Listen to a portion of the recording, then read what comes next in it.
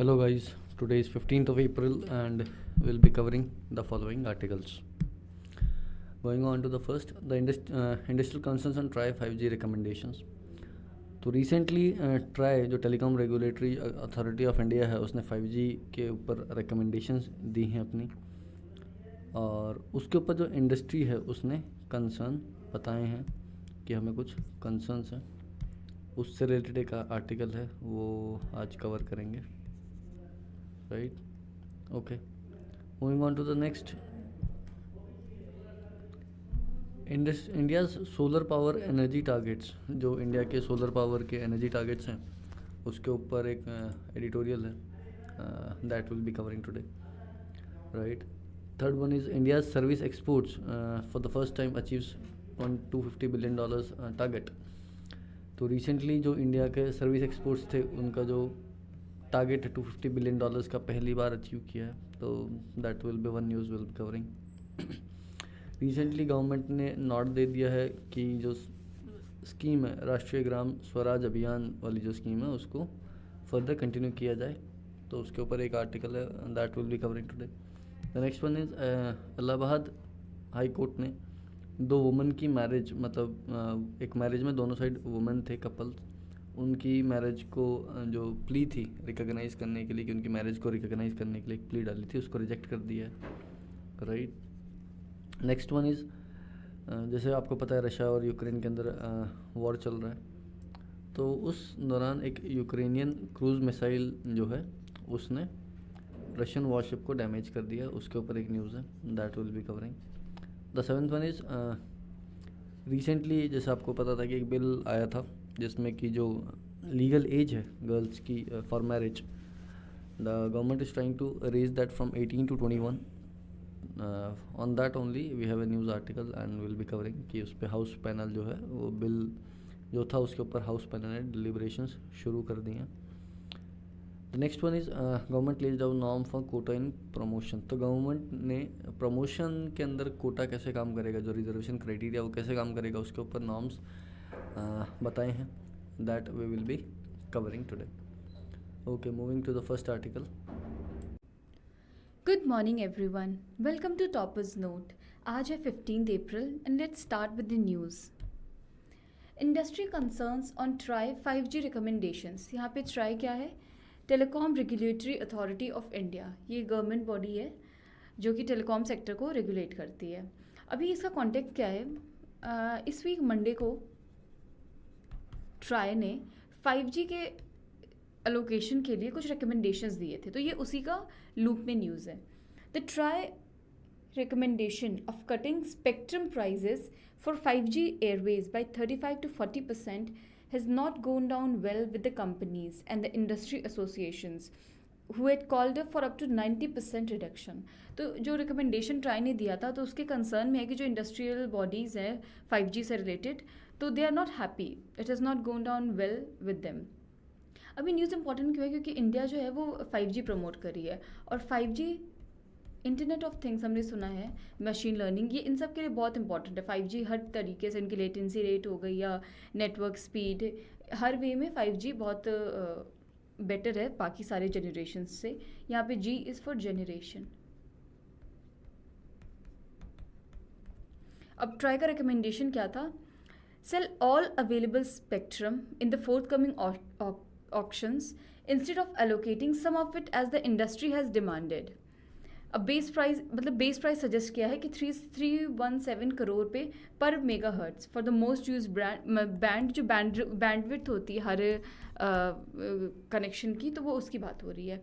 Time period क्या रखा गया है? 20 ईयर्स, और अगर कोई एयरवेव सोल्ड होती है 30 ईयर्स के लिए तो उसको प्राइस में 1.5 टाइम्स वो मल्टीप्लाई होगा. इंटरेस्टेड प्लेयर्स में ऑल्सो भी allowed to set up private networks for enterprise use. तो ये तो रही रिकमेंडेशन. अब हम थोड़ा 5G टेक्नोलॉजी के बारे में देख लेते हैं. 5G is the 5th generation mobile network. It is the new global wireless standard after 1G 2G 3G. अब यहाँ पे जो 1G 2G है ना, इसका एक टाइमलाइन है. 80s में आया. इससे क्या होता था? बस एनालॉग वॉइस होती थी. 2G 1990s में हम वो छोटा सा नोकिया का फ़ोन देखते थे, उस पर जो स्नेक लैडर वाले गेम्स होते थे. 3G में क्या हुआ, थोड़ा सा बढ़ा high speed data, internet access, तब ये बीबी के फ़ोन्स हुआ करते थे। 4G में क्या हो गया, जो हम अभी यूज़ कर रहे हैं, faster and better 3G, IP based network, high speed internet, streaming apps, जो अभी हम यूज़ कर रहे हैं वो 4G है, फोर्थ जनरेशन। अभी हम बात करें यहाँ पे 5G की। 5G हर मामले में 4G से फार बेटर होगा, स्पीड के टर्म्स में। लेटेंसी रेट क्या होती है कि एक मैसेज को मेरे से किसी और के पास पहुंचने में कितना टाइम लगे, तो जितनी कम लेटेंसी होगी उतना वो बेटर है। इट इनेबल 5G के बारे में देखते हैं। It enables a new kind of network that is designed to connect virtually everyone and everything together, including machines, objects, and devices. Internet speeds in the high band spectrum of 5G have been tested to be as high as 12 GB, while in most cases the maximum internet data speed in 4G has been recorded 1 Gbps. मतलब आप देख रहे हो 4G 1 Gbps और सीधे इसका 20 times जो 5G है। अब यूजर्स क्या हो सकते हैं कि क्यों गवर्नमेंट इतना प्रमोट कर रही है, तो यह एक तो ये मैप, ये जो फिगर है, हेल्थ केयर, मतलब कोई भी ऐसा सेक्टर नहीं है जहाँ पे हम 5G को अप्लाई नहीं कर सकते, because it is going to make lives of everyone including every sector easier. Health care में फार्मा जो R&D कॉस्ट होता है, video 3D, development of robotics in surgery, efficient health and fitness, smart cities and home, 3D video call, innovative augmented and virtual reality application, improve public safety, remote device control, transport में congestion को remove कर सकता है। तो जो 5G है ना, वो उनको उसकी सर्विसेज को हम 3 मेन टाइप्स में सेग्रीगेट करते हैं: enhanced mobile broadband, critical communications and internet of things.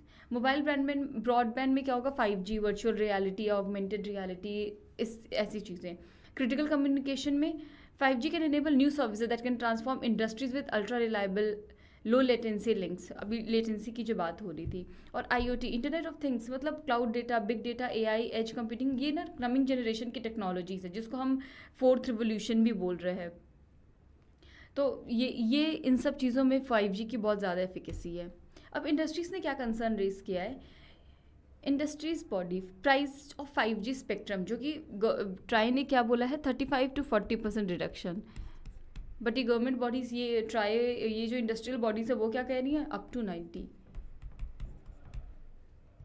Telecom industry body एक है, cellular operators association of India, जो कि 3 मेजर प्राइवेट टेलीकॉम प्लेयर्स को काउंट करके हुए, भारती, रिलायंस एंड वोडाफोन, वो उनकी तरफ से बोल रही है कि they are very disappointed with the price because the price recommended are too high. मतलब कंसल्ट भी किया था, सब किया था, बट वो बहुत ज़्यादा हाई है। और जहाँ की गवर्नमेंट ने बोला था कि जब यूनियन कैबिनेट ने 2021 में कि यहाँ पे हम प्राइजेस कम करेंगे, तो यहाँ पे बोले कि ये तो फिर लॉजिक ही डिफाई हो गया। It won't help the industry in aggressive network roll out that will require massive investments, कि अगर 5G को रोल आउट करना है तो इसमें इन्वेस्टमेंट चाहिए ताकि हर एक हिंटरलैंड, जो हर एक गाँव है, वहाँ तक हम 5G पहुँचवा पाएँ। About 1.5 time multiplier suggested if the spectrum is purchased for 30 years। वही है कि 1.5 जो हमने बोला था, अगर 10 या 30 years का है तो उसका मल्टीप्लायर क्या होगा, 1.5, जो प्राइस का मल्टीप्लायर होगा। The effective cut price which would be in the range of just 3 to 10%। अगर वो ओवरऑल देखा जाए तो वो प्राइस का केवल 3 to 10% रिडक्शन होगा, और जहाँ की बहुत कम है 90% इंडस्ट्री की डिमांड से। इंडियन स्पेस एसोसिएशन एक बॉडी है, उसने क्या बोला है, making all spectrum available for sale in the auctions would be a case of over supply to the terrestrial telecom at the cost of satellite. अब ये सैटेलाइट इंडस्ट्री अलग है और टेलीकॉम की अभी हम बात कर रहे हैं, जो कनेक्शन है। अब जैसे कि रिकमेंडेशन में बोला गया कि हम जो ऑक्शन आएगा उसमें सारे स्पेक्ट्रम है ना वो सेल करेंगे, इंस्टेड ऑफ कि कुछ हम नेक्स्ट के लिए। तो वो ये बोला कि अगर हम सारे को ही हम टेरेस्ट्रियल टेलीकॉम के लिए दे देंगे तो सैटेलाइट इंडस्ट्री का क्या। सो यही कंसर्न है। अब लेट्स सी, ये न्यूज़ अभी आ रही है तो अब इस पर आगे भी आएंगे, वे फॉरवर्ड भी देंगे। अब चलते हैं नेक्स्ट न्यूज़ पे।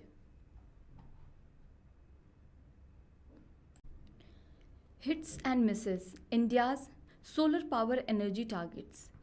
अभी इस न्यूज़ का कॉन्टेक्स्ट क्या है, अभी रिसेंटली एक पेपर पब्लिश हुआ है, JMK research and analytics and the institute for energy economics and financial analysis, इन्होंने एक रिपोर्ट पब्लिश की है जिसमें कहा गया है कि India will likely to miss its 2022 target of installing 100 gigawatts of solar power capacity.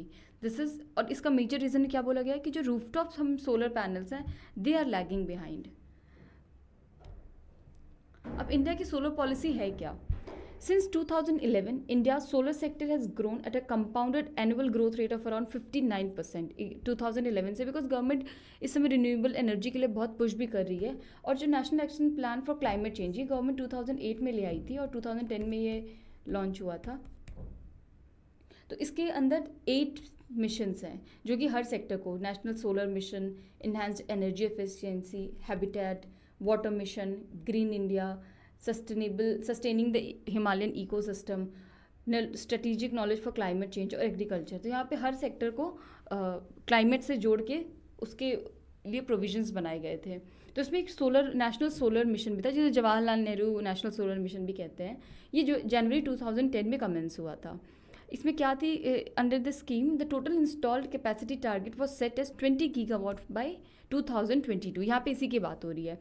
2015 में क्या हुआ था, टारगेट फिर से रिवाइज किया गया 100 गीगावाट, और अगस्त 2021 में government set a solar target of 300 gigawatt by 2030. तो ये 3 बार रिवाइज हुआ है. ठीक है. India currently ranks 5th after China, US, Japan and Germany in terms of installed solar power capacity. दिसंबर 2021 में क्यूमुलेटिव जो इंस्टॉल कैपेसिटी थी इंडिया की वो 55 गीगावाट थी, और हमने अभी कितने का टारगेट रखा है, 100 का.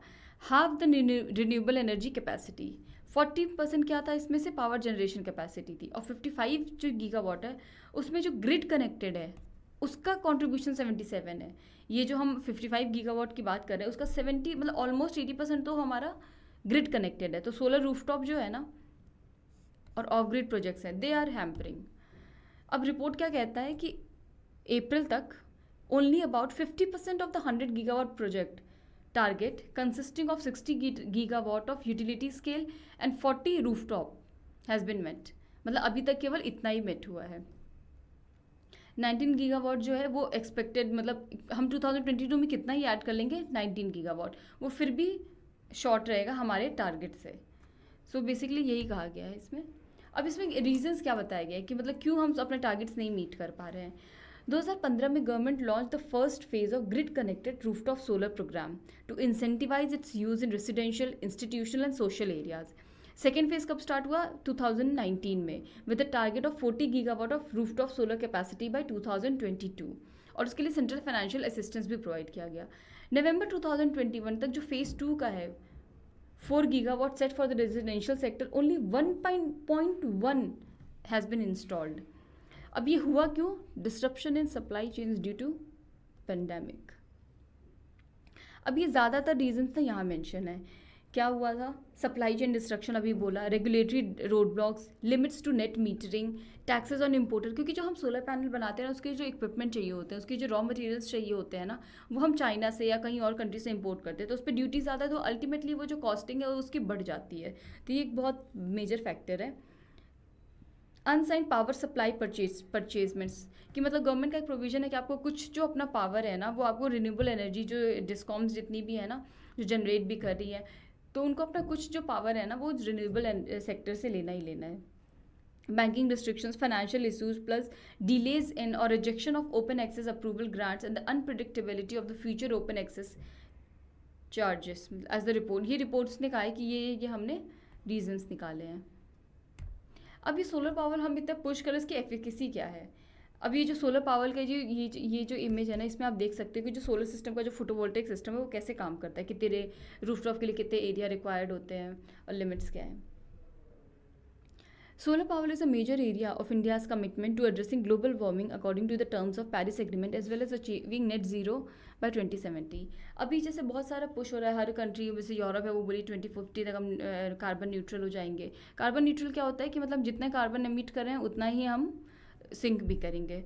तो इंडिया के जो वो टारगेट है और जो पेरिस एग्रीमेंट है to contain the global temperature below 1.5 degree Celsius to pre industrial era, तो ये सब टारगेट मीट कर लेके ना सोलर पावर को पुश करना बहुत इंपॉर्टेंट है. इंडियन पीएम अभी जो यूएन कॉन्फ्रेंस पार्टीज हुई थी ग्लासगो में नवंबर में, तो उन्होंने कहा था कि India would be reaching a non fossil fuel energy capacity of 500 gigawatt by 2030 and meet half of its energy requirements by renewable energy by 2030. कि हम जितनी भी एनर्जी रिक्वायरमेंट है उसका हाफ जो है वो रिन्यूएबल एनर्जी से पुश करेंगे. हमारे इंडियन पीएम का स्टेटमेंट था. To boost the renewable energy installation drive in the long term, the Centre in 2020 has set a target of 450 gigawatt of renewable energy based capacity 2030. वही जो ऊपर बात हो रही है. अब जो चैलेंज है मतलब ये इंटीग्रेशन का रिन्यूएबल एनर्जी का, तो most of the capacity renewable energy capacity installed in the latter half of this decade is likely to be based on wind and solar hybrid, क्योंकि अब हमें सिंगल पे नहीं, इंटीग्रेशन इज द की। यहाँ पे आप ये टर्म याद रखना, इंटीग्रेशन की विंड और सोलर इनको इंटीग्रेट करेंगे स्टोरेज पे and round the clock renewable energy projects rather than traditional solar या विंड प्रोजेक्ट को। मतलब अब क्या पुश करना है, क्योंकि इसकी एफिकेसी हमने देख ली कि अभी आजकल जितनी भी क्लाइमेट चेंज, जितनी भी फिनोमिनाज हो रहे हैं अब्रप्ट की, अभी हमने देखा कि मार्च हॉटेस्ट मार्च था since I guess last 20 years if I am not wrong. तो ये सब जो फिनोमिना है ना, ये ग्लोबल वार्मिंग का ही हो रहा है कि मानसून में बहुत ज़्यादा बारिश हो रही है, विंटर्स इस बार बहुत ही सीवियर थे। तो ये सब इसको मिटिगेट करने के लिए हमें अपने टेम्परेचर और क्लाइमेट के जो जितने भी चेंजेस हैं उनको रिवर्स करना पड़ेगा। तो और उसका की क्या है, रिन्यूएबल एनर्जी, बिकॉज अब कोल एंड ऑल इनसे बहुत पॉल्यूशन होता है। तो अब इसी के लिए मतलब हमें integrate, instead of traditional solar projects है, विंड प्रोजेक्ट्स है, हमें इंटीग्रेट करना पड़ेगा ताकि अगर दोनों चीज़ों को हम हार्नेस कर सकते हैं, बिकॉज इंडिया के पास बहुत पोटेंशियल है। So that's it. अब नेक्स्ट न्यूज़ पे चलते हैं। So the next news is Allahabad High Court rejects a plea to recognize two women's marriage. All right. तो basically मुद्दा क्या है? A plea by two women to recognize their marriage on the argument that such union was not opposed by Hindu Marriage Act has been rejected by Allahabad High Court. तो basically दो females थी जिन्होंने same sex marriage की और उन्होंने इसके regarding Allahabad high court में एक रिक्वेस्ट किया कि उनकी मैरिज को as per Hindu marriage act recognise किया जाए, लेकिन कंसर्न्ड हाई कोर्ट यानी कि इलाहाबाद हाई कोर्ट ने इस रिक्वेस्ट को रिजेक्ट कर दिया। Opposing their plea, the Uttar Pradesh Government's Council opined that the same-sex marriage was against Indian culture and Indic religions and was invalid under such laws. All right, तो उत्तर प्रदेश के जो government council थे वहाँ पर ये इस चीज़ को लेकर ये विचार आए कि सेम सेक्स मैरिज जो है वो इंडियन कल्चर के जो इंडियन कल्चर है उसके ट्रेडिशंस के अगेंस्ट है and these rules these type of actions are invalid under Indian laws. All right, तो बैकग्राउंड क्या है कि एक विमेन थी, एक औरत थी जिसने अपनी 23 साल की बेटी के लिए हैबियस कॉर्पस का रिट लगाया था इलाहाबाद हाई कोर्ट में और ये कहा था कि मेरी बेटी को एक 22 साल की लड़की ने डिटेन कर रखा है, रोक रखा है। 6 अप्रैल को कोर्ट ने स्टेट गवर्नमेंट काउंसिल को ये इंश्योर करने के लिए कहा कि नेक्स्ट डे जो हियरिंग है उसमें ये दोनों फीमेल्स प्रेजेंट हो। दोनों फीमेल्स या दोनों विमेन जो थी वो हाई कोर्ट में नेक्स्ट डे प्रेजेंट हुई। ऑलराइट, और उन्होंने कहा कि वो आपस में उन्होंने शादी कर ली है and they pleaded the union to be recognised. दोनों विमेन ने ऐसे कहा कि हिंदू मैरिज एक्ट जो है वो 2 लोगों की शादी की बात करती है और लेजिस्लेशन यानी कि रूल्स जो हैं वो होमोसेक्सुअल मैरिज को अपोज भी नहीं करते हैं। लेकिन स्टेट गवर्नमेंट काउंसिल ने कहा कि हिंदू कल्चर में एक मैरिज एक संस्कार है और हमेशा एक मैन और वुमेन के बीच में ही होनी चाहिए। तो बेसिकली ये पूरी न्यूज़ का बैकग्राउंड है। Now moving on to the next slide कि status of LGBTQ rights in India. India में LGBTQ राइट्स का क्या प्रेजेंट स्टेटस है उसके बारे में बात करते हैं। तो पहला है कि कैसे इवोल्यूशन हुआ, जो प्रेजेंट स्टेट है LGBTQ राइट्स की वो कैसे आई। तो national legal services authority versus union of India 2014 जो ये केस लॉ था, सुप्रीम कोर्ट ने कहा कि recognition of transgenders as a third gender is not a social और medical issue but a human rights issue. कि ट्रांसजेंडर्स को as a third gender मानने का जो इशू है वो बेसिकली कोई सोशल इशू नहीं है, ये एक ह्यूमन राइट्स इशू है। Similarly Navtej Singh Johar versus union of India case जो था 2018 वाला, उसमें सुप्रीम कोर्ट ने होमोसेक्सुअलिटी को डीक्रिमिनलाइज कर दिया। ऑल राइट, कैसे? सेक्शन 377 जो IPC का सेक्शन 377 है उसको स्ट्रक डाउन कर दिया, उसको स्ट्राइक ऑफ कर दिया, उसको उसके जो लीगैलिटी थी उसको ख़त्म कर दिया और ऐसे कहा कि इस तरीके से ये जो 377 है बेसिकली ये LGBTQ कम्युनिटी के फंडामेंटल राइट्स का वायलेशन करता है। सुप्रीम कोर्ट ने यह भी कहा कि article 14 of the constitution guarantees equality before law. तो उन्होंने ये भी कहा and This applies to all classes of citizens, thereby restoring inclusiveness of LGBTQ community. तो आर्टिकल 14 के अकॉर्डिंग उन्होंने इक्वालिटी बिफोर लॉ के बारे में गारंटी दी और कहा कि LGBTQ कम्युनिटी के फंडामेंटल राइट्स को इंश्योर करने के लिए ये इक्वालिटी इंपॉर्टेंट है. It also upheld the preeminence of constitutional morality in India by observing that the equality before law cannot be denied by giving precedence to public and religious morality. तो ये भी कहा कि इक्वालिटी बिफोर लॉ डिनाई नहीं कर सकते, विधि के समक्ष समानता को डिनाई नहीं किया जा सकता. फिर नेक्स्ट केस लॉ है शफीन जहान versus Ashok KM and others case. तो 2018 का केस है और सुप्रीम कोर्ट ने कहा कि एक पर्सन की जो चॉइस है ऑफ अ पार्टनर, चाहे वो मेल हो चाहे वो फीमेल हो, that is a fundamental right and वो सेम सेक्स पार्टनर भी हो. लेकिन फरवरी 2021 में सेंट्रल गवर्नमेंट ने सेम सेक्स मैरिज दिल्ली में हाई कोर्ट फरवरी 2021 में सेंट्रल गवर्नमेंट ने दिल्ली हाई कोर्ट के सामने सेम सेक्स मैरिज का अपोजिशन किया और कहा कि इस तरीके की मैरिज जो है, कोई भी मैरिज जो है वो इंडिया में तभी रिकॉग्नाइज की जा सकती है जब एक मैन और वुमेन जो कि बच्चे पैदा करने के प्रजनन के केपेबल हैं उन्हीं के बीच में शादी हो रही हो. ऑलराइट. Transgenders persons act 2019. तो बेसिकली पार्लियामेंट ने ये एक्ट पास की थी एंड इट वॉज क्रिटिस, लेकिन क्या हुआ कि ये क्रिटिसाइज की गई for poor understanding of gender and sexual identity. ठीक है. Moving on to the next slide. Section 377 of IPC. ये 377 हमने 2-3 बार अभी इस न्यूज़ में पढ़ा. तो ये एक्चुअली 377 है क्या? तो इसके according whoever voluntary has carnal intercourse against the order of nature with any man, women or animal shall be punished. अगर कोई भी पर्सन अननेचुरल इंटरकोर्स करता है with either with any man और विमेन और any animal, he shall be punish, उसको punish किया जाएगा. तो ये कॉलोनियल एरा का लॉ है जो कि अब जो जस्टिस और इक्वालिटी की जो आइडियोलॉजीज हैं उनके अपोजिशन में है, बिल्कुल अपोजिट है. Section 377 criminalise the act of private consensual homosexual sex between adults. तो बेसिकली सेक्शन 377 जो है ये होमोसेक्सुअल सेक्स को क्रिमिनलाइज करता था. Even some heterosexual acts considered as against the order of nature are offences under this section. तो basically अगर man और वुमेन के बीच में भी इंटरकोर्स हो रहा है लेकिन अगर उसमें कुछ actions which are considered against the order of nature, वो भी इस सेक्शन के अंतर्गत कवर किए जाते थे. The Supreme Court judgment in 2018 ruled that the section's use against consenting adults homosexuality was irrational, arbitrary and not justified.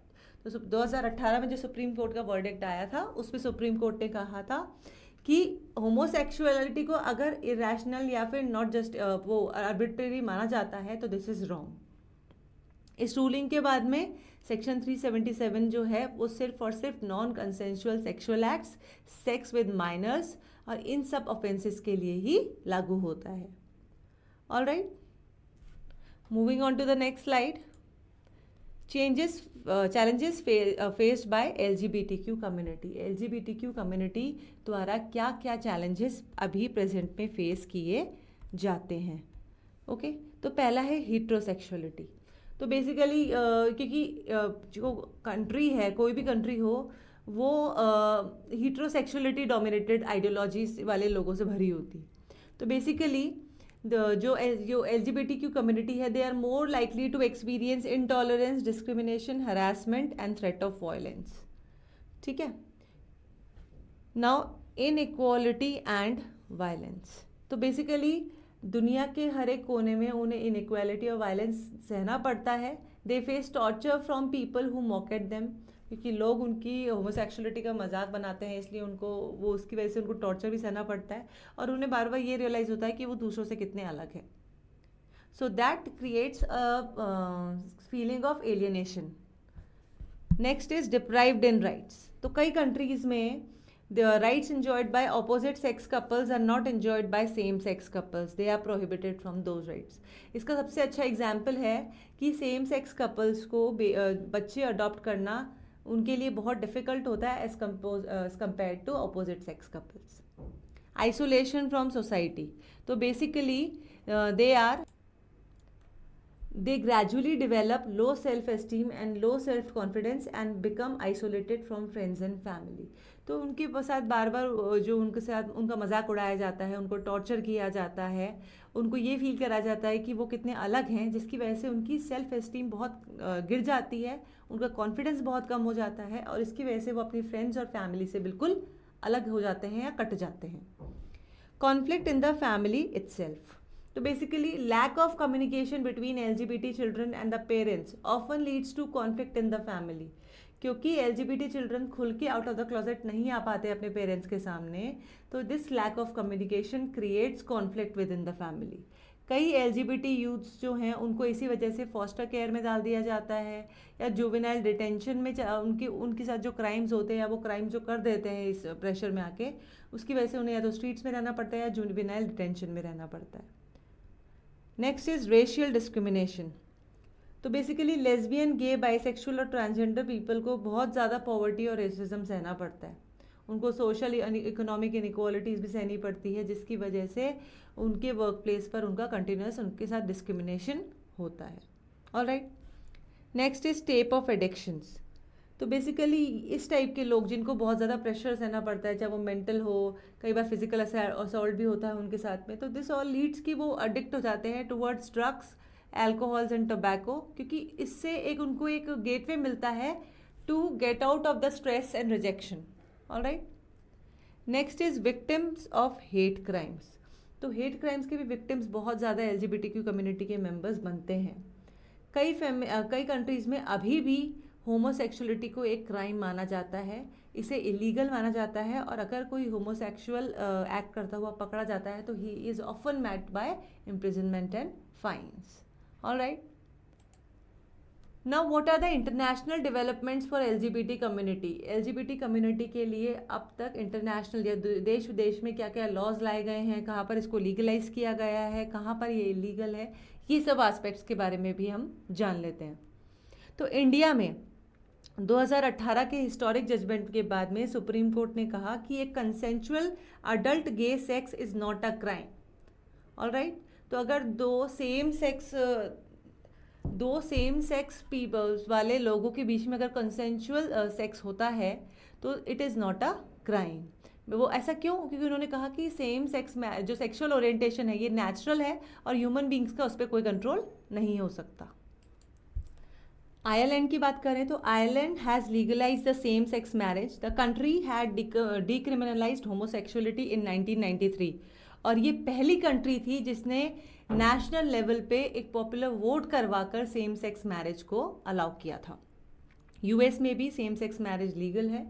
Similarly Nepal जो है उसने होमोसेक्सुअलिटी को 2007 में लीगलाइज किया है और कंट्री के नए कॉन्स्टिट्यूशन ने जो and the new constitution of the country gives many rights to the LGBT community. तो नेपाल के कॉन्स्टिट्यूशन में बहुत सारे मॉडिफिकेशंस किए गए हैं ताकि नया कॉन्स्टिट्यूशन जो है वो उनके राइट्स को इंश्योर कर सके. ऑलराइट. दूसरी कंट्रीज जैसे कि Belgium, Brazil, Canada, France, Iceland, Ireland, Luxembourg, Norway, Portugal, South Africa, Spain, Sweden और उरुग्वे ये भी सेम सेक्स मैरिज को अलाउ करते हैं. ऑलराइट. जैसा कि हमने पढ़ा Nepal, Japan, China, Taiwan, Thailand, Vietnam में भी होमोसेक्सुअलिटी लीगलाइज है और कुछ तो रूल्स ऐसे बनाए गए हैं जिसमें कि LGBT कम्युनिटी को डिस्क्रिमिनेशन से बचाया जाता है. ऑलराइट. अब कुछ कंट्रीज़ ऐसी भी हैं जहाँ पर होमोसेक्सुअलिटी स्ट्रिक्टली क्रिमिनलाइज्ड है. वो कंट्रीज़ हैं Nigeria, Ghana, Iran, Saudi Arabia, Afghanistan, Mauritania, Qatar और पाकिस्तान. अब इंडिया में भी लॉज हैं, इंडिया में भी सेम सेक्स होमोसेक्सुअलिटी को लीगलाइज कर दिया गया है, लेकिन अभी भी इंडिया में बहुत सारे राइजिंग इश्यूज़ हैं. तो वे राइजिंग इश्यूज़ आखिर हैं क्या, उसके बारे में डिस्कस करते हैं.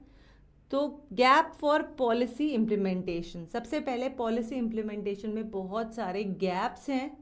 377 को स्ट्राइक डाउन कर दिया गया है जो कि ब्रिटिश कॉलोनियल एरा का रूल था. ठीक है. लेकिन अभी भी उन LGBT कम्युनिटी के राइट्स को इंश्योर करने के लिए उनके लिए एक प्रॉपर पॉलिसी बनाने के लिए जो पॉलिसी बनाने में जो गैप्स हैं उनको ये अभी तक ख़त्म नहीं कर पाए हैं. ऑलराइट.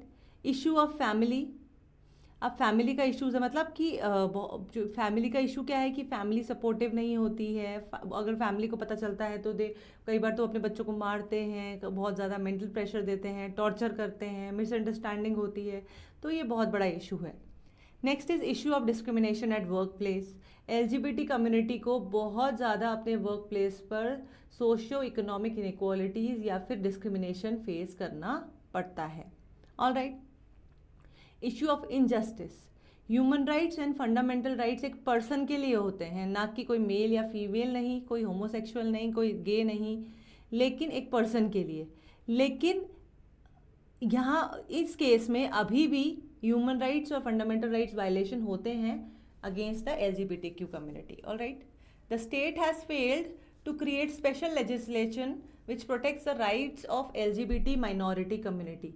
स्टेट में अभी भी ऐसे कोई स्पेशल लॉज नहीं बने हैं जो कि LGBT माइनॉरिटी कम्युनिटी के राइट्स को प्रोटेक्ट कर सके और उनको जस्टिस प्रोवाइड कर सके। एक और इशू है खाप पंचायत का, बहुत बड़ा इशू है ये आफ्टर फैमिली इश्यूज। तो दो अडल्ट इंडिविजुअल्स अगर शादी करना चाहते हैं या मैट्रिमोनियल अलायंस में एंटर करना चाहते हैं तो फैमिली का या कम्युनिटी का या क्लैन का जो कंसेंट है वो रिक्वायर्ड नहीं होता। लेकिन खाप पंचायत जो होती हैं, दो बेसिकली इलीगल पंचायत, और यहाँ पर क्या होता है, खाप पंचायत जो है वो अनकॉन्स्टिट्यूशनल अनकॉन्स्टिट्यूशनल डिसीजंस देकर ये सब चीज़ें रोकने की कोशिश करती हैं। ऑलराइट, तो खाप पंचायत का इशू बहुत बड़ा है। नाउ कुछ स्टेप्स हैं जो कि लेना ज़रूरी है। क्या है कि अगर जैसे ये प्रॉब्लम्स को सॉल्व करना है तो special law should be enacted, social और इकोनॉमिक अपॉर्चुनिटीज़ होनी चाहिए उनके लिए। ओके, एक्टिविटीज़ में उनको बहुत ज़्यादा इन्वॉल्व करना चाहिए। फैमिली में और पब्लिक में डोमेस्टिक वायलेंस को रोकने के लिए प्रिवेंटिव एक्शंस लेने चाहिए। उसके अलावा LGBT माइनॉरिटी पीपल के लिए जो अगेंस्ट जो एक स्टिग्मा बन जाता है, लोगों का सोशल एटीट्यूड बन जाता है, उसको भी चेंज करना बहुत ज़रूरी है। लोगों को LGBTQ कम्युनिटी या खुद LGBTQ कम्युनिटी के लोगों को राइट्स के बारे में अवेयर करने के लिए प्रॉपर वर्कशॉप्स और सेमिनार्स होने चाहिए। स्टेट को स्ट्राइव करना चाहिए ताकि वो उनके फंडामेंटल राइट्स को प्रॉपरली इंश्योर कर सके, प्रोटेक्ट कर सके। All right, the government should also take initiatives to support employers in making the work place more supportive and inclusive of LGBT people. तो गवर्नमेंट को एम्प्लॉयर्स को इनकरेज करना चाहिए कि वो जो अपना उनका जो वर्क प्लेस हो वो LGBTQ कम्युनिटी के लिए बहुत ज़्यादा रेजिलिएंट हो, बहुत ज़्यादा सपोर्टिव हो। तो ये है पूरी news about the LGBTQ community. कहाँ से शुरू हुई, क्या राइट्स हैं उनके, क्या किस तरीके से डेवलपमेंट हुआ, दूसरी कंट्रीज़ में क्या स्टेटस है, क्या इश्यूज़ हैं और क्या चैलेंजेस हैं और क्या स्टेप्स लिए जा सकते हैं। This is all in this news. Now moving on to the next news. So the next article is Neptune cruise missile severely damaged a Russian warship. Ukraine की एक क्रूज मिसाइल ने रशियन वॉरशिप को बहुत ज़्यादा damage किया है। तो Ukraine ने क्लेम किया है कि उसने मॉस्कोवा नाम की एक वॉरशिप को डैमेज किया है bye it's cruise missile Neptune. जबकि इसका अपोजिशन करते हुए रशिया ने बोला है कि उनकी शिप पर फायर लगने की वजह से ब्लास्ट हुआ, जिसकी वजह से मॉस्कोवा को डैमेज हुआ। ऑलराइट, तो अब हम यूक्रेनियन मिसाइल जो है Neptune anti ship cruise missile, उसके बारे में डिस्कस करते हैं। तो बेसिकली इस मिसाइल का जो डिज़ाइन है it is based on Russian KH-35 cruise missile. Alright, और नाटो में इसको बोला जाता है, इस मिसाइल को, रशियन मिसाइल को AS-20 कयाक। 6 साल के डेवलपमेंट के बाद मार्च 2021 में इसको यूक्रेनियन डिफेंस फोर्सेस में इंडक्ट किया गया था। ऑलराइट, और बहुत जल्दीबाजी में इस मिसाइल को बनाया गया था क्योंकि रशियन थ्रेट बहुत ज़्यादा था कोस्टल एरियाज ऑफ यूक्रेन में। क्रीमिया में 2014 में रशिया के क्रीमिया एनेक्सेशन के बाद में यूक्रेन को खतरा था कि रशिया यूक्रेन पर भी इस तरीके का हमला कर सकता है, और उस थ्रेट की वजह से बहुत जल्दीबाजी में इस मिसाइल का डेवलपमेंट हुआ। अब ये है क्या, ये एक coastal anti ship cruise missile है जो कि 300 किलोमीटर की रेंज में नेवल वेसल्स को डैमेज कर सकती है। ऑलराइट, यूक्रेन नेपट्यून को जो ये क्रूज मिसाइल है इसको मिसाइल बोट्स के साथ में, पेट्रोल व्हीकल वेसल्स के साथ में और कॉर्वेट्स के साथ में भी इंटीग्रेट करने की कोशिश कर रहा है, उनसे भी लॉन्च करने के लिए इसको फैसिलिटेट कर रहा है ताकि सीज से कोई भी अटैक हो तो उसको रोका जा सके। All right, moving on to the next slide, Moskva के बारे में बात करते हैं। तो ये एक गाइडेड मिसाइल क्रूजर है रशियन नेवी का, जिसको जो मॉस्को के नाम पे नेम्ड है। ऑलराइट, इसका डिस्प्लेसमेंट है 12,490 tons. Flagship of Black Sea fleet of Russian navy, तो रशियन नेवी का जो ब्लैक सी फ्लीट है उसका एक फ्लैगशिप वेसल है और बेसिकली ये 500 पर्सनल का क्रू कैरी कर सकता है। ऑलराइट, इसको जब ओरिजिनल कमीशन किया गया था तो इसका ओरिजिनल नेम था स्लावा, 1983 में इसको कमीशन किया गया था। फिर 2000 में मॉस्कवा नाम से इसको रिकमीशन किया गया और इसमें नए वेपन सिस्टम्स और इलेक्ट्रॉनिक्स लगाए गए थे। अब हुआ क्या, कोर्स ऑफ इवेंट्स के बारे में जानते हैं। तो नेपट्यून क्रूज मिसाइल अटैक जो था वो TB2 ड्रोन्स, इनको डिकॉयज या फिर तरीके से छलावा के रूप में इनको यूज़ किया गया ताकि जो रशियन डिफेंस सिस्टम्स थे उनको डाइवर्ट किया जाए और उनको डिस्ट्रैक्शन क्रिएट करके ये क्रूज मिसाइल मॉस्कवा पर दाग दी गई। All right, Ukrainians had previously claim to have hit Russian naval vessels in the Black Sea. Ukrainians ने पहले रशियन नेवल वेसल्स को ब्लैक सी में हिट करने की बात की थी, लेकिन इनमें से कोई भी मॉस्कोवा जितने बड़े शिप को डैमेज नहीं कर पाया था। ऑलराइट, तो यूक्रेनियंस ने पहले भी क्लेम किया है कि रशिया के जो नेवल वेसल्स उनको उन्होंने डैमेज किया है उनके मिसाइल्स ने, लेकिन कोई भी ऐसा वेसल्स नहीं था जो मॉस्कोवा जितना बड़ा था या उतना डैमेज जिसको हुआ था। अब सीवियरिटी ऑफ डैमेज, कि डैमेज एक्चुअली हुआ क्या है, तो बहुत अनकन्फर्म्ड रिपोर्ट्स हैं कि मॉस्कोवा जो है उसकी वजह उसको वो बहुत ज़्यादा डैमेज हुआ है और अब वो डूबने वाला है। कुछ अनकन्फर्म्ड विजुअल्स भी हैं कि एक शिप है जो कि जिसमें फायर लगी हुई है और वो मॉस्कोवा ही है। तो बेसिकली ये सब स्पेक्यूलेशंस हैं, we can never be sure of it. अब थोड़ा बैकग्राउंड जान लेते हैं कि मिसाइल्स के टाइप क्या हैं। तो one is ballistic missile and the second is cruise missile. तो डिफरेंस देख लेते हैं। Ballistic missiles can be propelled only for a brief duration after the launch. Launch होने के बाद में कुछ टाइम के लिए ही इसको प्रोपेल किया जा सकता है, इसका फ्यूल कंट्रोल किया जाता है, फ्यूल इग्निशन। क्रूज मिसाइल की बात करें तो it can be self propelled till the end of flight. तो जो बैलिस्टिक मिसाइल है वो तो रॉकेट इंजन की तरह काम करती है और क्रूज मिसाइल जेट इंजन की तरह काम करती है। बैलिस्टिक मिसाइल जो होती है ये लॉन्ग रेंज मिसाइल्स होती है, तो और ये एटमॉस्फेयर को एग्जिट करती है और वापस से एंटर करती है, जबकि क्रूज मिसाइल जो होती हैं वो अर्थ के एटमॉस्फेयर के अंदर ही रहती है। जैसा कि आप इस डायग्राम में देख सकते हैं कि जो बैलिस्टिक मिसाइल्स होती हैं वो एटमॉस्फेयर को एग्जिट करती हैं और वापस से री एंटर कर रही हैं टूवर्ड्स द टारगेट, जबकि क्रूज मिसाइल जो होती हैं वो अर्थ की ट्रेजेक्ट्री फॉलो करती हैं और एटमॉस्फेयर की लिमिट के अंदर ही रहती है।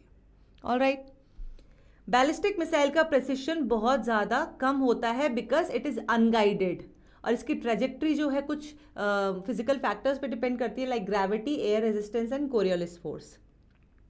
जबकि क्रूज मिसाइल जो है इसका प्रिसिशन हाई होता है क्योंकि कॉन्स्टेंटली फ्यूल से इग्नाइटेड होती है, प्रोपेल्ड होती है। बैलिस्टिक मिसाइल का रेंज बहुत ज़्यादा होता है, ये 300 किलोमीटर से 12,000 किलोमीटर तक की रेंज का हो सकता है। ऑलराइट, क्योंकि इसमें ट्रेजेक्ट्री के लिए फाइनल ट्रेजेक्ट्री के फॉलो करने के बाद में कोई फ्यूल रिक्वायरमेंट होता नहीं है, लेकिन इसकी रेंज कम होती है। लेकिन जो क्रूज मिसाइल्स हैं उनकी रेंज कम होती है क्योंकि वो कंटिन्यूसली प्रोपेल्ड होते हैं with the fuel. Alright, ballistic missiles जो होते हैं they have a heavy payload carrying capacity. Alright, लेकिन क्रूज मिसाइल्स में ऐसा नहीं होता क्योंकि उनके अंदर फ्यूल टैंक कंपैरेटिवली बड़ा होता है क्योंकि इन मिसाइल्स को कंटिन्यूसली फ्यूल करना पड़ता है। All right, ballistic missiles carry multiple payloads whereas cruise missiles carry a single payload. Ballistic missiles की यूटिलिटी क्या है? They are develop primarily to carry nuclear warheads. तो न्यूक्लियर वॉरहेड्स को कैरी करने के लिए इनको डेवलप किया जाता है, जबकि क्रूज मिसाइल्स को कन्वेंशनल वॉरहेड्स जो होते हैं, नॉन न्यूक्लियर वॉरहेड्स होते हैं, इनको कैरी करने के लिए डेवलप किया जाता है। बैलिस्टिक मिसाइल्स की इंडिया में जो एग्जाम्पल्स है वो है पृथ्वी, पृथ्वी 2, अग्नि 2, धनुष मिसाइल्स, और क्रूज मिसाइल्स है ब्रह्मोस। क्रूज मिसाइल कौन सी है? BrahMos. Alright, this is all in this slide. तो इस स्लाइड में हमने पढ़ा कि कैसे एक यूक्रेनियन मिसाइल ने रशियन वॉरशिप को डैमेज किया। उस यूक्रेनियन मिसाइल का नाम था नेपट्यून क्रूज मिसाइल और रशियन वॉरशिप का नाम था मॉस्कवा। बैलिस्टिक मिसाइल और क्रूज मिसाइल में हमने डिफरेंस भी डिस्कस किए। That is all in this news. Now moving on to the next. So the next news is Rashtriya Gram Swaraj Abhiyan, इसको फर्दर कंटिन्यू कर दिया गया है 2026 तक। ये इम्पॉर्टेंट है GS2 के पॉइंट ऑफ व्यू से, जिसमें सब सेक्शन है government policies and intervention for development in various sectors. Okay, so अब इसको कंटिन्यू किया जा रहा है, तो ये लगभग देश के 2.78 लाख जो रूरल लोकल बॉडीज़ हैं उनको कवर करेगी। ये अभियान प्राइमरली फोकस करता है developing capabilities of Panchayati Raj institution. वो क्या करने के लिए? सस्टेनेबल डेवलपमेंट गोल्स जो हैं उसको मीट करने के लिए। एक्चुअली इस अभियान को रिस्ट्रक्चर करके इसको अनाउंस किया गया था 2016-17 के बजट में, लेकिन ये अप्रूव हुआ 2018 में और फाइनेंशियल ईयर 18-19 से 21-22 तक के लिए इसको अप्रूव कर दिया गया था। अब 21-22 फाइनेंशियल ईयर जो है वो ख़त्म हो गया है, तो अब इसको फर्दर कंटिन्यू किया जा रहा है फ्रॉम 22 to 26। थोड़ा सा एक ब्रीफ देख लेते हैं कि ये कब से शुरू हुआ था। इसको PM नरेंद्र मोदी जी ने 24 अप्रैल 2018 को लॉन्च किया था। इसका टारगेट था कि लगभग 2.55 लाख जो पंचायती राज इंस्टीट्यूशन है उसको एम्पावर करना, ताकि वो सस्टेनेबल डेवलपमेंट गोल को मीट कर सके। इस अभियान को एक्सटेंड किया गया है सभी राज्य और EUTs में। एक्चुअली उन लोकल बॉडीज़ में भी इसको एक्सटेंड किया गया है जहाँ पे पंचायती राज इंस्टीट्यूशन एग्जिस्ट नहीं करते। कुछ स्टेट्स हैं जहाँ पे ये पंचायती राज अभी भी नहीं है, तो वहाँ भी इसको एक्सटेंड किया गया है। इसके लिए लगभग 7-5 करोड़ रुपीस ऑलरेडी अलोकेट हो चुकी है। इस स्कीम के कुछ सब कंपोनेंट्स हैं, जैसे कि national plan of technical assistance, mission mode project on panchayat और incentivising panchayat and state components. So ये सब इसके कुछ कंपोनेंट्स थे। So let's go to the next slide. इस बार इसको जो टोटल आउटले दिया गया है, जो अमाउंट इसके लिए फाइनल किया गया है वो है 5911 करोड़। पिछले बार कितना था? 7255 करोड़। सो इस बार इसका मेन थ्रस्ट होगा एक कन्वर्जेंस विथ मिशन अंत्योदय, और वो भी स्पेशली जो 117 एस्पिरेशनल डिस्ट्रिक्ट हैं पूरे देश भर में, उनके साथ इसका कन्वर्जेंस करके PRI इंस्टीट्यूशन को और स्ट्रेंथन करना। सो ये जो अभियान है इसके अंदर कुछ स्पेसिफिकेशंस है इसके, जैसे कि एम्प्लॉयमेंट जनरेशन पोटेंशियल है इसकी। सो ये किस तरह से हो सकता है कि क्योंकि अगर गवर्नेंस की कैपेबिलिटीज़ को इम्प्रूव करने पे फोकस दिया जाएगा तो ऑलरेडी सस्टेनेबल डेवलपमेंट गोल को मीट करने में ऐसी ही हेल्प करने वाली है।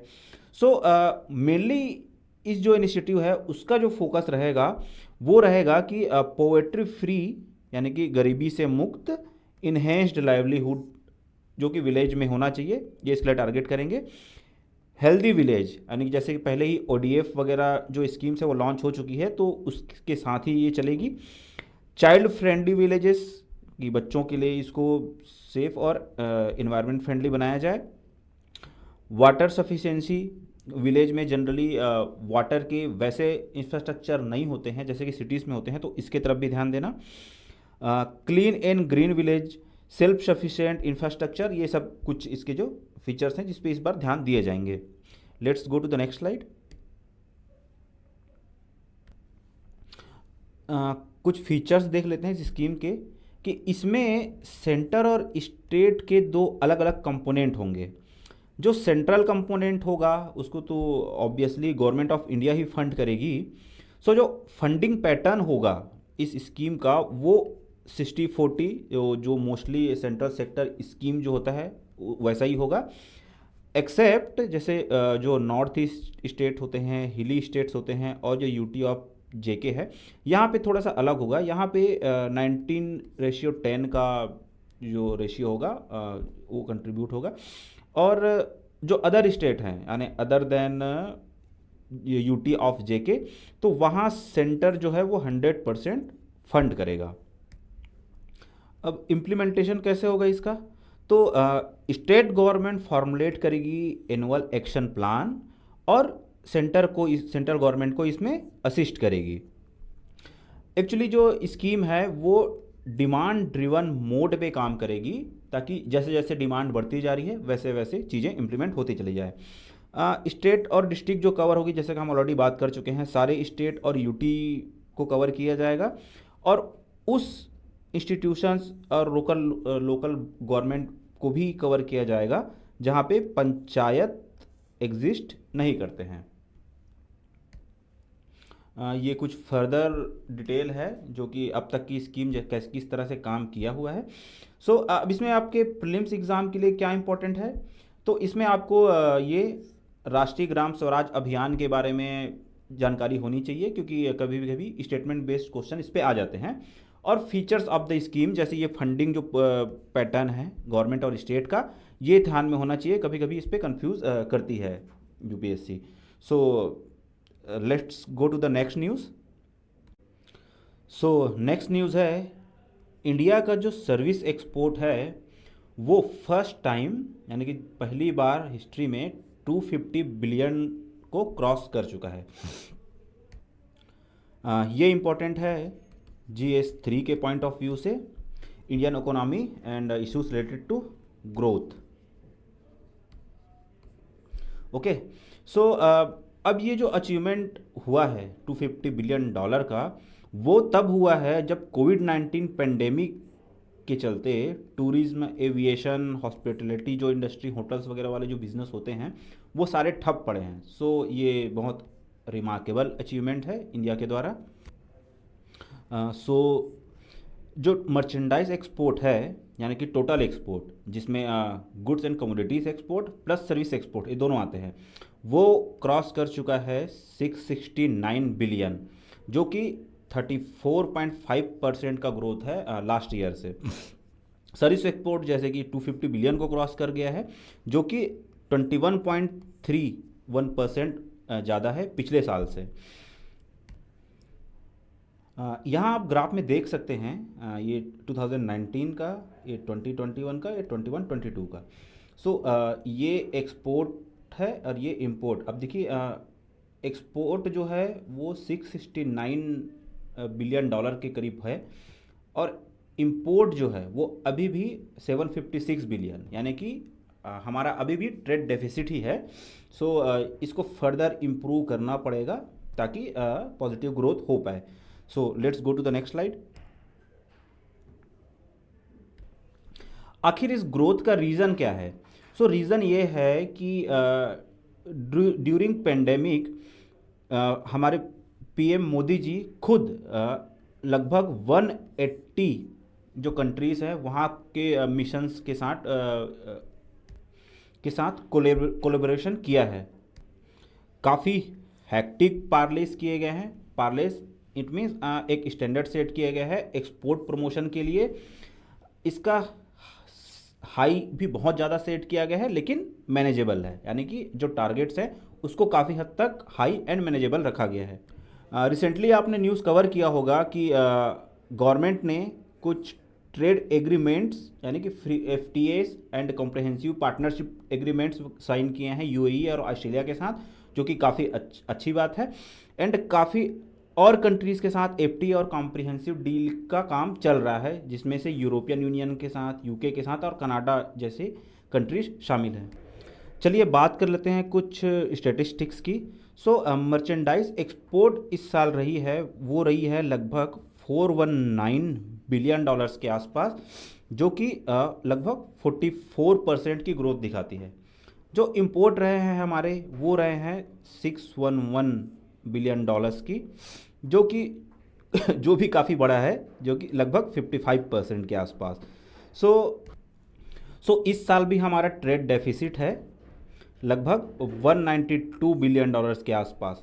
हालांकि ये पिछले साल से लगभग 87 बिलियन डॉलर, आई मीन 87% कम है, क्योंकि पिछले साल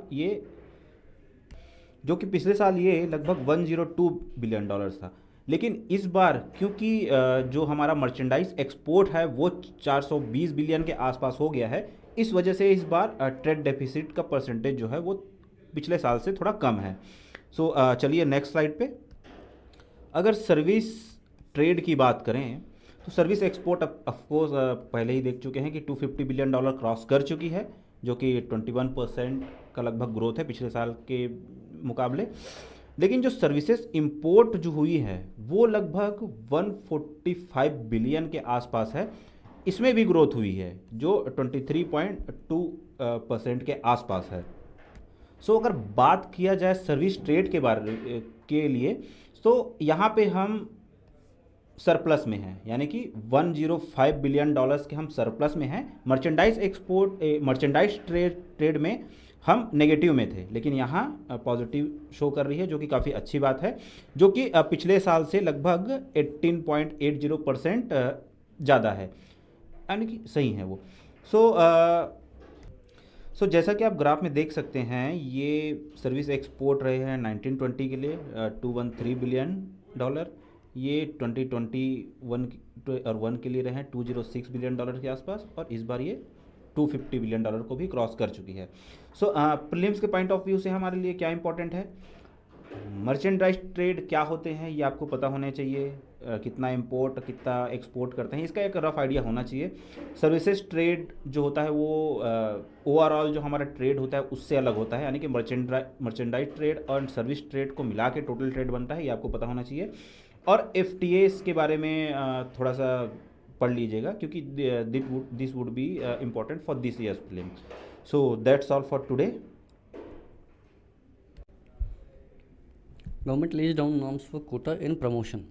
तो गवर्नमेंट ने हाल ही में जो प्रमोशन के अंदर जो कोटा या रिजर्वेशन जिसको बोलते हैं उसके लिए नॉर्म्स प्रिस्क्राइब कर रहे हैं, उसके बारे में अपन बात करेंगे। Start with department of personal and training has asked all the departments. जो डिपार्टमेंट ऑफ पर्सनल ट्रेनिंग है उसने सेंट्रल गवर्नमेंट्स के जितने भी डिपार्टमेंट्स हैं उनको डेटा इकट्ठा करने के लिए कहा है। किस पे? SCs और ST का जो रिप्रेजेंटेशन है उसके अंदर जो भी दिक्कतें हैं, जो STs और SCs की क्या बोलते हैं इश्यूज़ है कि हमारा रिप्रेजेंटेशन एक पर्टिकुलर जॉब या फिर कहीं पे भी उनका रिप्रेजेंटेशन एडिक्वेट नहीं है, तो उसके ऊपर डेटा इकट्ठा करने के लिए DOPT ने हर एक सेंट्रल जो गवर्नमेंट है उसके हर एक डिपार्टमेंट को ये कहा है। जिससे क्या होगा कि जब भी ये पॉलिसी करेगा रिजर्वेशन इन प्रमोशन के अंदर जो वाली जो चीज़ करेंगे उससे पहले उनके पास ये डेटा होगा तो वो अच्छी तरह और इम्प्लीमेंट हो पाएगा, राइट। तो DOPT होता क्या है या फिर डिपार्टमेंट ऑफ पर्सनल ट्रेनिंग क्या है? ये एक ऐसी कोऑर्डिनेटिंग एजेंसी है जो कि जितने भी कर्मचारी या ऑफिसर्स या जो भी सेंट्रल सेक्रेटेरिएट सर्विस के अंदर काम करते हैं उनके इश्यूज़ को रिस्पेक्ट में रखते हुए उनके ऊपर काम करती है। वो इश्यूज़ क्या हैं? उनके रिक्रूटमेंट में जो भी दिक्कतें हैं, ट्रेनिंग, करियर डेवलपमेंट और ये staff welfare. Just a second, pen में सेलेक्ट कर लेता हूँ। Okay, great, right. तो issues concerning recruitment, training, career development, staff welfare से रिलेटेड जितने भी इश्यूज़ हैं उनको ये कवर करती है या उनके बारे में बात करते हैं, ठीक है। अब इस मूव से होगा क्या? कौन से मूव से? डेटा कलेक्ट करने से।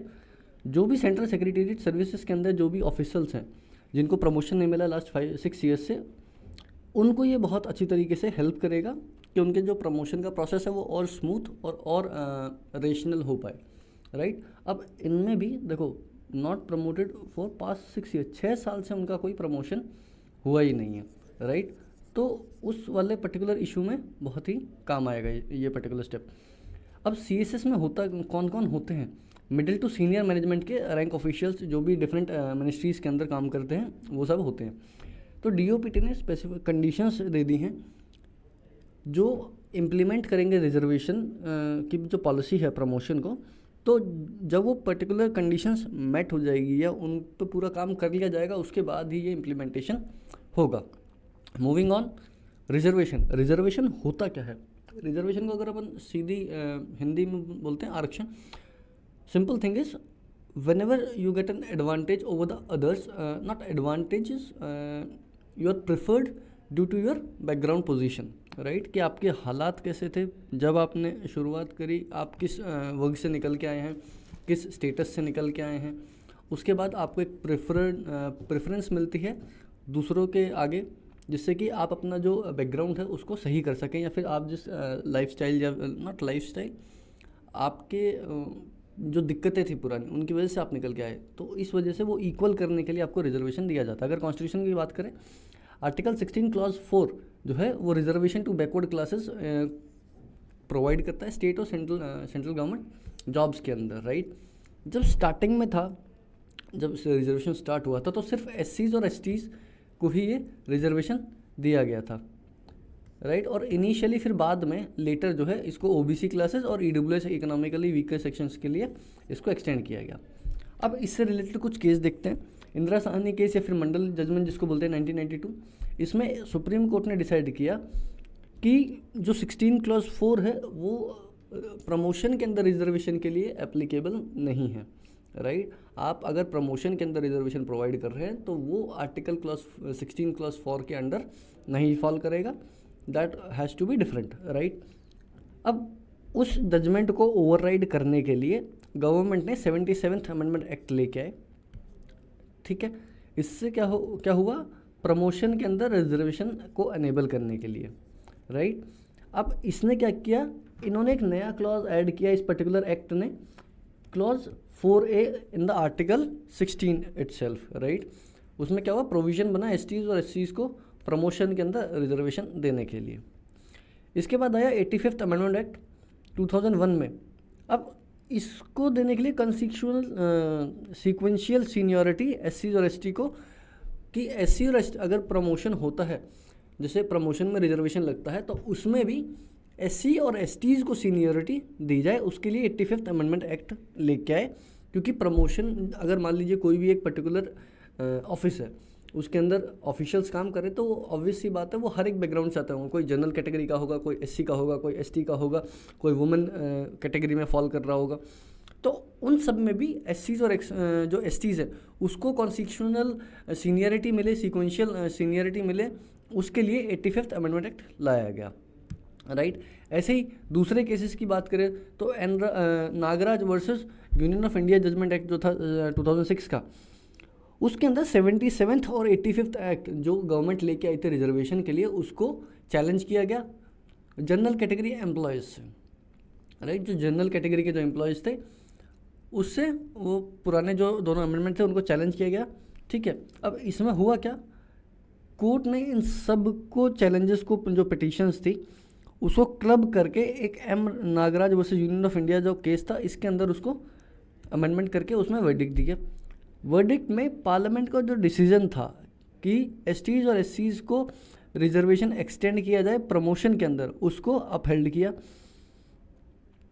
अब इसके लिए भी कोर्ट ने 3 कंडीशंस लिखी, राइट? कि SCs और ST को रिजर्वेशन देने से पहले 3 कंडीशन मैच होनी चाहिए। सबसे पहला, जो भी उसको दे रहा है, रिजर्वेशन दे रहा है, वो स्टेट उस पर्टिकुलर क्लास का बैकवर्डनेस को शो करना चाहिए कि किन बेसिस के ऊपर इसको रिजर्वेशन दिया गया है। सेकंड केस ये था कि ये भी दिखाया जाए कि कैसे वो पर्टिकुलर जो क्लास है या कैटेगरी है वो कैसे इनएडिक्वेटली रिप्रेजेंटेटेड है, कि उनका रिप्रेजेंटेशन कैसे कम है जिसकी वजह से कि उनको रिजर्वेशन मिल रहा है, राइट? उसके अलावा रिजर्वेशन जो है ये पूरी एडमिनिस्ट्रेशन की एफिशिएंसी को अफेक्ट नहीं करेगा, ये चीज़ बताई जाए, राइट? रिसेंटली 2018 में जर्नैल सिंह जजमेंट आया, उसके अंदर जो नागराज जजमेंट जो पहले था 2006 का, उसको इसमें मॉडिफाई किया गया कि स्टेट को ज़रूरी नहीं है कि वो डेटा दे बैकवर्डनेस प्रूव करने के लिए रिजर्वेशन से पहले, राइट? इसके लिए किया क्या, जो जजमेंट जो कोर्ट था उसने इंदिरा साहनी का केस को अपहेल्ड किया, उसमें जहाँ पे लिखा था टेस्ट और requirement of social and educational backwardness can not be applied to SCs and STs, कि SCs और STs का जो बैकवर्ड नेस का जो क्या बोलते हैं टेस्ट या फिर जो भी डेटा आप दे रहे हैं वो ज़रूरी नहीं है कि STs और SCs के अंदर वो अप्लाई नहीं होता है, राइट। अब ये इनडाउटली बैकवर्ड क्लास ऑफ सिटीजन्स के अंदर फॉल करते हैं, इसके लिए कोई टेस्ट या फिर किसी भी तरीके की डेटा की ज़रूरत नहीं है, राइट।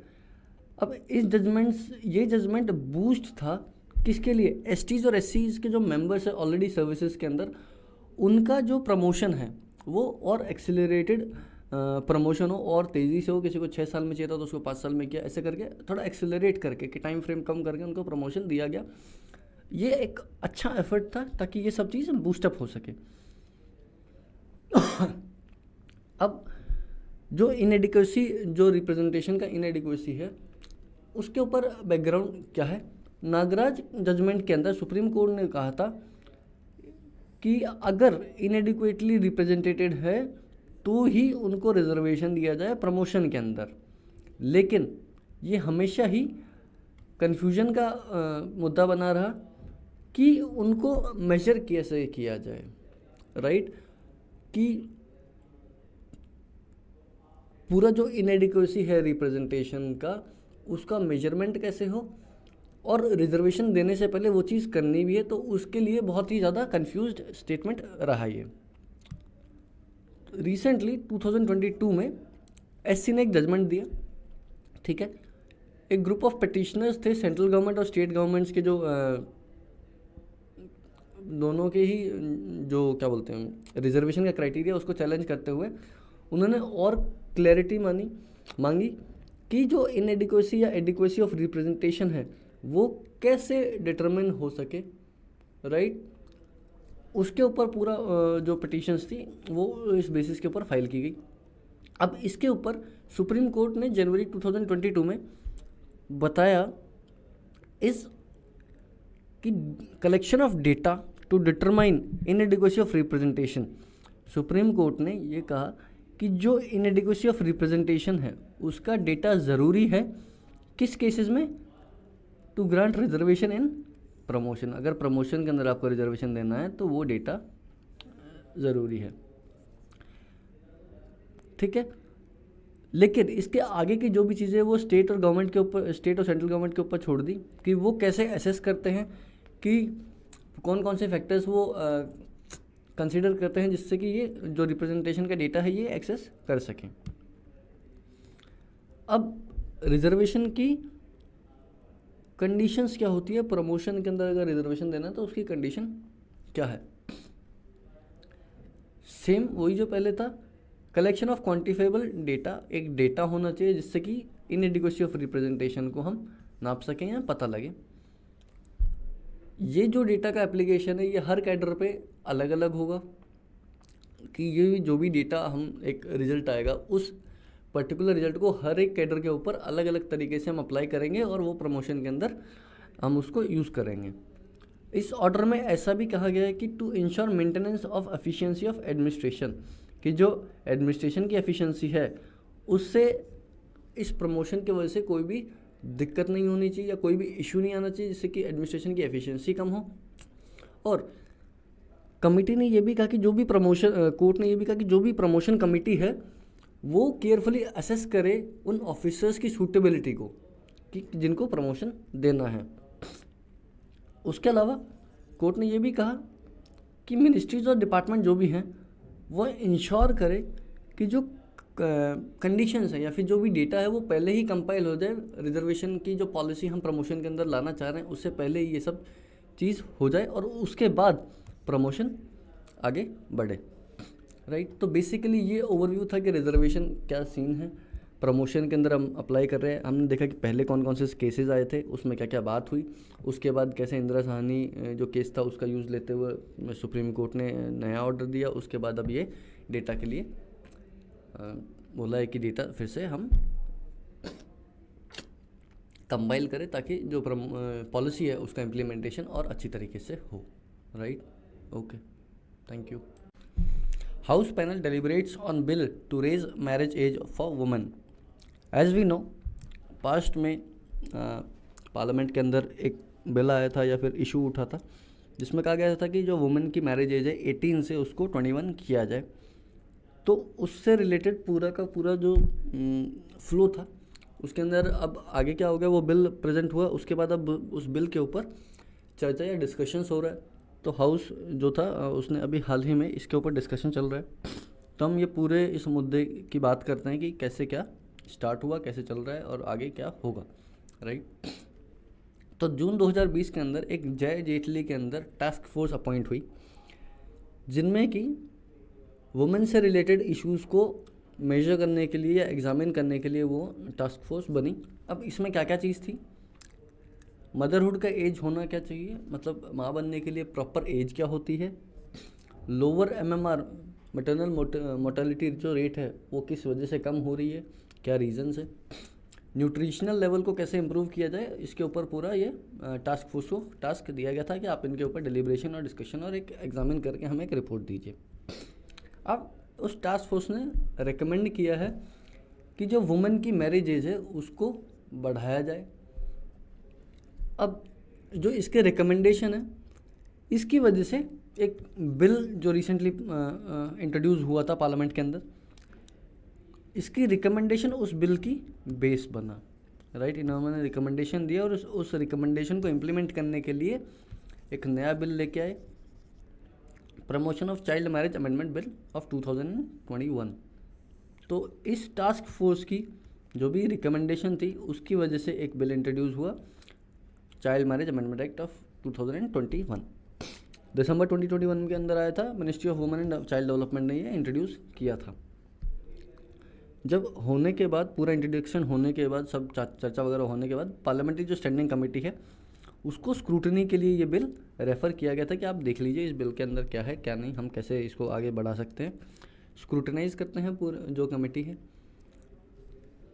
राइट. तो अभी इसका डिस्कशन चल रहा है.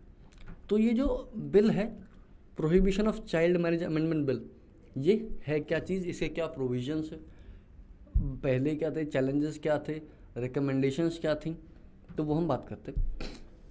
तो इस बिल से होगा क्या, इस बिल से होगा क्या, जो पहले से एक्ट है prohibition of child marriage act of 2006 इसको ये बिल अमेंड करेगा.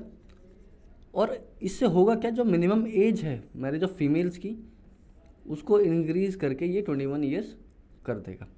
राइट. अभी जो बिल है मैरिज एक्ट ऑफ 2006 इसके अंदर मिनिमम एज मेल्स के लिए 21 है और फीमेल्स के लिए 18 है.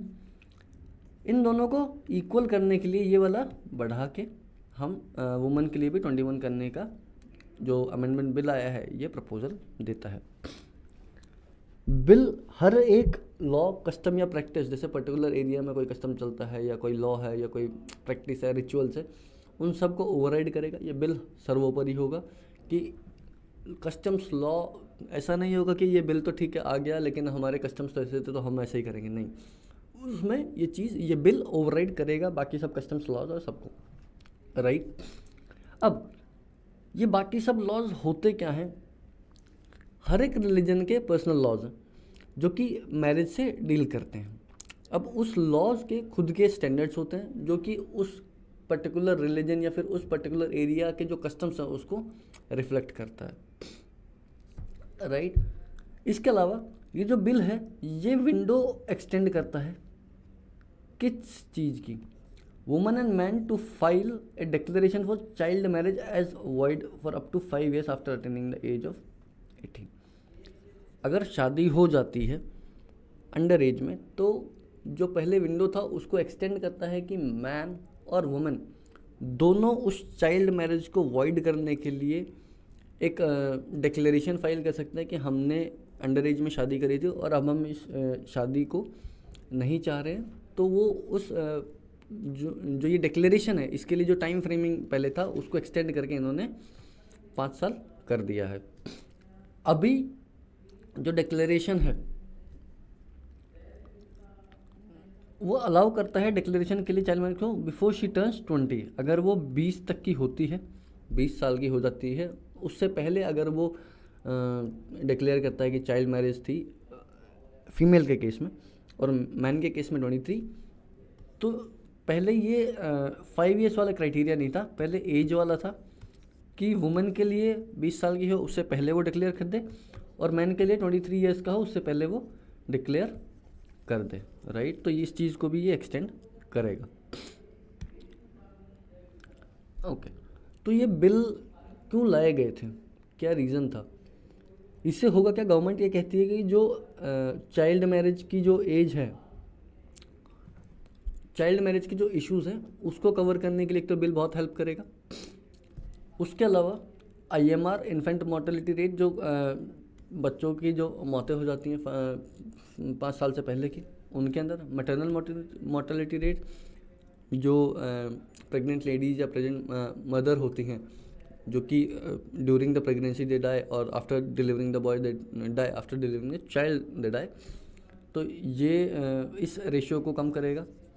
उसके अलावा जो न्यूट्रिशन लेवल है वुमेन या चाइल्ड के अंदर उसको इंक्रीज़ करेगा, और सेक्स रेशियो एट बर्थ को भी ये इम्प्रूव करेगा, राइट। उसके अलावा जो फीमेल लेबर फोर्स पार्टिसिपेशन है कि जो प्रेगनेंसी के टाइम जो जो जागरूकता है फीमेल के अंदर कि अंडर एज होने की वजह से वो प्रॉपर उनको केयर या फिर वो पार्टिसिपेट नहीं करते कि हम एक ऑर्गेनाइज्ड सिस्टम से डिलीवरी करें, उनको इम्प्रूवमेंट की जाए, और जेंडर इनइक्वालिटी को भी इम्प्रूव करेगा, राइट।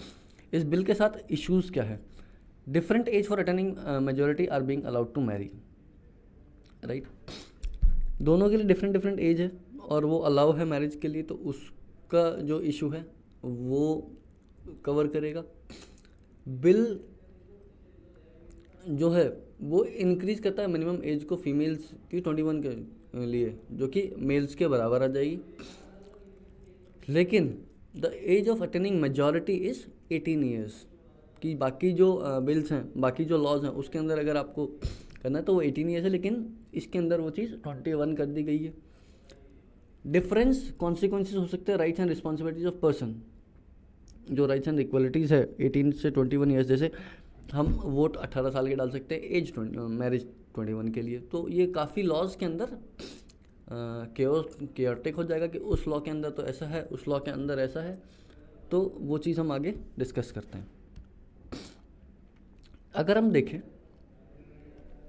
मिनिमम एज का जो क्राइटेरिया है वो कैसे इनकन्सिस्टेंट है। वोटिंग के लिए 18, मैरिज के लिए 21, ड्राइविंग लाइसेंस के लिए 18 एज चाहिए, मैरिज के लिए 21, मेल्स के केस की बात कर रहा हूँ मैं। कॉन्ट्रैक्ट साइन करना तो 18 एज चाहिए, उसके लिए सही है। क्रिमिनल लाइबिलिटीज़ 18% जो 16 से 18 साल के लिए है, वो एज ए अडल्ट आप उनको हीनियस क्राइम की वजह से आप उनको अडल्ट कंसिडर करते हैं, राइट। इम्प्लीमेंटेशन चैलेंजेस क्या है? लिमिटेड एक्सेस है कि जो मैरिज ऑफ गर्ल है बिलो 18 ईयर्स उसको कर्ब करने के लिए कैसे पता लगाएंगे, कैसे एक्सेस करेंगे कि वहाँ पे ये चीज़ हो रही है, ये चीज़ हो रही है। क्यों? क्योंकि जब केसेस आएंगे ही नहीं तो सबसे मेन बात यही है कि वो केसेस रिपोर्ट नहीं हो रहे हैं चाइल्ड मैरिज के, राइट। अगर हम डेटा की बात करें तो 2020 के अंदर सिर्फ 785 केसेस रजिस्टर्ड थे, जिससे कि ये डिटेक्शन की जो इस मैरिज का जो डिटेक्शन है वो हमेशा ही कम रहेगा। ये क्वेश्चन भी होता है कि क्या अगर हम उसको 21 कर देते हैं तो क्या चाइल्ड मैरिजेस पे सिग्निफिकेंट इम्पैक्ट पड़ेगा, क्या उससे कुछ होगा? उसका भी एक क्वेश्चन है कि हाँ क्या हम कर तो रहे, लेकिन इससे क्या सच में ऐसा कुछ होगा, या फिर वही पुराना जो क्राइटेरिया चलता आ रहा है चाइल्ड मैरिज वाला वही चलता रहेगा। एक इशू ये भी है कि अगर हम इसको कर देंगे तो मैरिज का जो क्रिमिनलाइजेशन है वो बढ़ जाएगा। 21 कर दिया तो जो लार्ज पार्ट है, लार्ज सेक्शन ऑफ सोसाइटी है, वो इलीगल मैरिजेस की तरफ भी बढ़े, राइट, बढ़ेगा। ओके, अब 70% जो मैरिजेस है, अर्ली मैरिजेस है, वो डिप्राइव्ड कम्युनिटीज़ में लगती है, पिछड़े वर्ग में होता है, SCs। तो क्या हम इस लॉ को वहाँ तक पहुँचा पाएंगे कि इसको सिंपली पुश कर देने से तो वो नहीं होगा, वो कैसे प्रिवेंट होगा उसके ऊपर काफ़ी बड़ा चैलेंज है कि क्या हम इसको इम्प्लीमेंट करने के बाद उस चीज़ को रोक पाएंगे। अब अलग अलग कमिटीज़ या कन्वेंशंस की रिकमेंडेशन क्या है मैरिज के लिए। अगर हम यूनिसेफ की बात करें तो मेल और फीमेल दोनों के लिए 18 बोली हुई है। क्यों? A person is emotionally physically mentally mature, कि 18 साल की उम्र में एक जो भी इंसान है इमोशनली फिजिकली और मेंटली मैच्योर होता है शादी के लिए। अगर हम UN convention of rights of child की बात करें 2016, तो इन्होंने भी 18 ईयर्स कहा गया है, क्योंकि equality to the age of majority, दोनों की एज बराबर होगी, right. Next, parliament standing committee ने 2004 का जो बिल बनाया था, जो 2006 का बना, तो उन्होंने 21 और 18 किया। उसके पीछे रीज़न क्या था? 2 डिफरेंट एज एक्सेप्ट की गई, सोशली भी और कल्चरली भी। सोशली ये कि हाँ हमेशा ही लड़की लड़के से छोटी होती है, ऐसे कुछ कस्टम्स और जो कल्चरल एस्पेक्ट्स थे वो एक्सेप्ट किए गए। हालांकि इसने ये बोला कि जो चाइल्ड की डेफिनेशन है वो बहुत ही एम्बिगुअस है, कि आप चाइल्ड किसको मानते हैं और अडल्ट किसको मानते हैं, ये उन्होंने मुद्दा उठाया था। उसके अलावा लॉ कमीशन ऑफ इंडिया है, उन्होंने दोनों के लिए 18 ईयर्स बोला। एक तो साइंटिफिक रीजंस बताए उन्होंने, ठीक है। उसके अलावा age of majority grants all citizen the right to choose their governments, the legal age for marriage also भी रिकॉग्नाइज एज सच। अब जब हम 18 साल की उम्र में अगर हम गवर्नमेंट चूज़ करने का राइट दे रहे हैं, वोटिंग राइट दे रहे हैं, तो हम 18 साल की उम्र में ही हम लाइफ पार्टनर चुनने का अधिकार क्यों नहीं दे सकते? ये लॉ कमीशन का रेशनल था। तो अब इस पे डेलिब्रेशंस और डिस्कशंस हो रहे हैं, तो देखते हैं आगे जैसा जो भी डेवलपमेंट होगा उसके हम रिलेटेड जो भी आर्टिकल्स होगा उसके हम बात करेंगे।